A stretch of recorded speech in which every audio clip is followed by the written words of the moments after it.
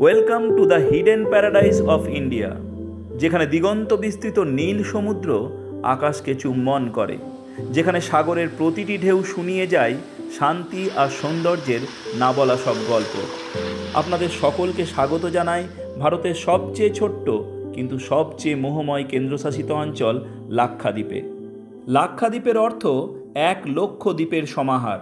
যদিও এখানে মাত্র 36টি দ্বীপই রয়েছে, এদের মধ্যে মাত্র 10টি দ্বীপেই মানব বসতি গড়ে উঠেছে।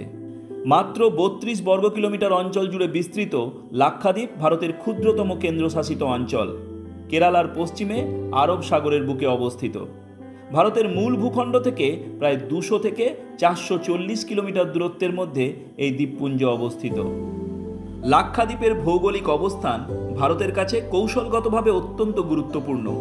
ভারতের সামুদ্রিক নিরাপত্তা তথা এর এক্সক্লুসিভ ইকোনমিক জোন সামুদ্রিক সম্পদ আহরণের ক্ষেত্রে অত্যন্ত গুরুত্বপূর্ণ। এক্সক্লুসিভ ইকোনমিক জোন বা ইইজেড হল কোনো দেশের উপকূল থেকে সমুদ্রের দিকে 200 নটিক্যাল মাইল বা প্রায় 370 কিলোমিটার পর্যন্ত সমুদ্রাঞ্চল, যার মৎস্য, খনিজ তেল, প্রাকৃতিক গ্যাস সহ সমস্ত প্রাকৃতিক সম্পদ উত্তোলনের আইনি অধিকার থাকে ওই উপকূলীয় দেশটির। এই লাক্ষাদ্বীপের কারণেই ভারতের এক্সক্লুসিভ ইকোনমিক জোন বা ইইজেড এর পরিমাণ প্রায় 4 লক্ষ বর্গ কিলোমিটার বেড়ে গেছে, যা ভারতের মোট এক্সক্লুসিভ ইকোনমিক জোনের প্রায় 17.3%। এই দ্বীপপুঞ্জ 3টি গ্রুপ অফ আইল্যান্ডসে বিভক্ত। সর্ব উত্তরে রয়েছে আমিনদিভি আইল্যান্ডস, তার দক্ষিণে রয়েছে লাক্ষাদ্বীপ আইল্যান্ডস এবং সর্বদক্ষিণে রয়েছে মিনিকয় আইল্যান্ডস। আর এর দক্ষিণে রয়েছে 8 ডিগ্রি চ্যানেল, যা লাক্ষাদ্বীপকে তার প্রতিবেশী রাষ্ট্র মালদ্বীপ থেকে বিচ্ছিন্ন করেছে। এই লাক্ষাদ্বীপ প্রকৃতিগতভাবে প্রবাল দ্বীপের সমাহার, যা অ্যাটল, প্রবাল প্রাচীর আর শান্ত সব লেগুনে সাজানো, যেখানে গড়ে উঠেছে এক অনন্য এবং সমৃদ্ধ জীববৈচিত্র্য। আর ঠিক এই কারণেই এই অঞ্চলটি ইকোট্যুরিজম বা পরিবেশ বান্ধব পর্যটনের জন্য আদর্শ। তবে এই অঞ্চলের বাস্তুতন্ত্র অত্যন্ত সংবেদনশীল, তাই এখানে পর্যটকদের সংখ্যা এবং তাদের বিচরণ প্রশাসনের দ্বারা কঠোরভাবে নিয়ন্ত্রিত। এখানে ভ্রমণের পূর্বে পর্যটকদের আগাম প্রশাসনের অনুমতি বাধ্যতামূলক। ভারতীয় পর্যটকদের এই দ্বীপপুঞ্জে প্রতিটি দ্বীপে যাওয়ার অনুমতি থাকলেও বিদেশি পর্যটকেরা এই দ্বীপপুঞ্জের মাত্র 3টি দ্বীপে যাবারই অনুমতি পান। লাক্ষাদ্বীপ হল একটি ডিস্ট্রিক্ট ইউনিয়ন টেরিটরি, অর্থাৎ সমগ্র লাক্ষাদ্বীপ একটি মাত্র জেলারই অন্তর্গত। তবে এখানের 10টি জনবসতিযুক্ত দ্বীপ 10টি সাব ডিভিশনে বিভক্ত।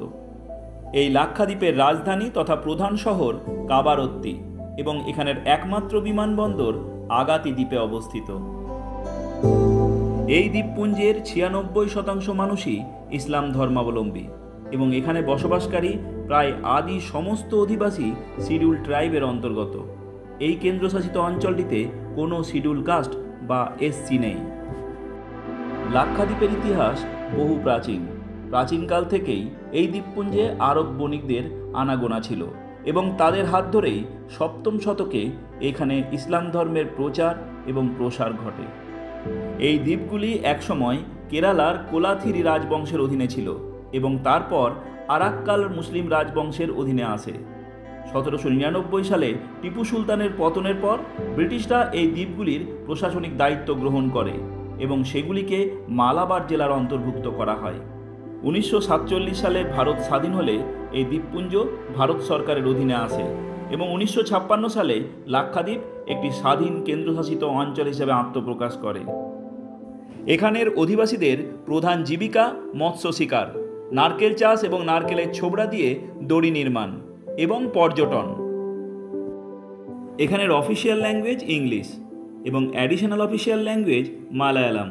এখানে সবকটি দ্বীপেই মালায়ালাম মুখ্য কথ্য ভাষা হিসেবে ব্যবহৃত হলেও লাক্ষাদ্বীপের সর্বদক্ষিণে অবস্থিত মিনিকয় দ্বীপে তার প্রতিবেশী দেশ মালদ্বীপের ভাষা এবং সংস্কৃতির প্রভাব যথেষ্ট বেশি। এই মিনিকয় দ্বীপে মালদ্বীপি ভাষা মাল বা ধ্রিভি বেশি জনপ্রিয়। মূল ভূখণ্ড থেকে বিচ্ছিন্ন আরব সাগরের বুকে প্রত্যন্ত এই দ্বীপপুঞ্জে শিক্ষার হার কিন্তু যথেষ্ট বেশি।